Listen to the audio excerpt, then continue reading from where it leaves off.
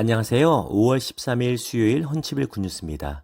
오늘도 우리 삶 가운데 성령 하나님의 도우심과 능력이 충만하기를 축복합니다. 저처럼 교회에서 설교하는 목회자라면 누구나 설교를 잘하고 싶다라는 소망이 있을 것입니다. 하나님의 말씀을 잘 준비하고 잘 전하는 것 정말 중요합니다. 그런데 설교에서 정말 중요한 것은요, 어떤 방법이나 기술이 아닙니다. 가장 중요한 것은 성령 하나님의 역사하심입니다. 아무리 설교자가 뛰어나도 아무리 준비를 많이 해도 설교자는 메신저이지 메시지 자체가 아니기 때문입니다. 사람의 말이 귀를 움직일 수 있지만 사람의 마음을 변화시키고 영혼을 살려내는 것은 오직 성령 하나님의 능력입니다. 그런데 꼭 설교자만의 이야기는 아닙니다. 우리의 가정, 직장, 자녀 양육, 교회 봉사도 마찬가지입니다. 성령님의 도우심이 없으면 참된 열매를 기대하기는 어렵습니다.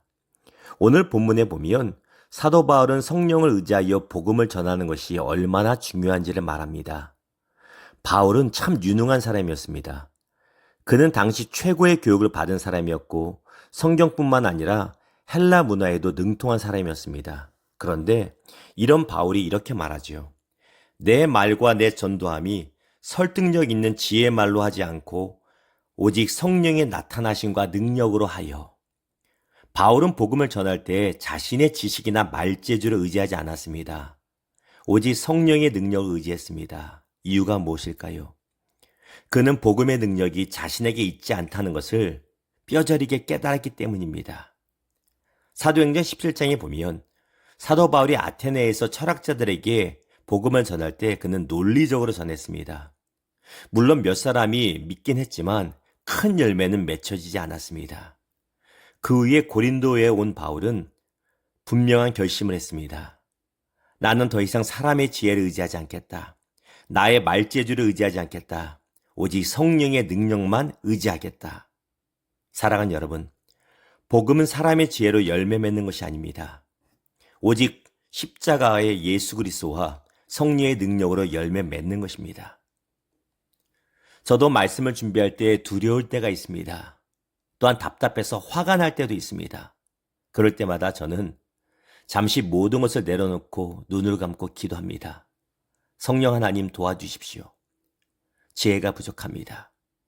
제 말이 아니라 하나님의 말씀이 전해지게 하시옵소서. 사랑하는 여러분, 여러분도 마찬가지입니다. 기도 없이 여러분의 힘으로만 하려고 하면 지치고 원망하는 말을 하고 불평하는 말, 다투는 말을 합니다. 그러나 성령 하나님의 도우심을 구하면서라면 하나님께서 열매 맺게 하십니다. 그러므로 오늘도 이렇게 고백하시기를 바랍니다. 주님, 내 힘이 아닙니다. 내 지혜가 아닙니다. 오직 성령의 능력입니다. 오늘도 여러분의 가정에서, 직장에서, 구역에서, 교회에서 성령의 도우심을 구하며 맡겨진 사명을 감당하는 성령 충만한 우리 모두 되기를 주님의 이름으로 축원합니다. 성령 하나님, 우리의 힘이 아니라 성령의 능력을 의지하게 하여 주시옵소서. 우리의 믿음이 나의 지혜와 힘이 아니라 나의 경험이 아니라 성령 하나님의 능력 위에 세워지게 하여 주시옵소서. 예수님의 이름으로 감사하며 기도합니다. 아멘.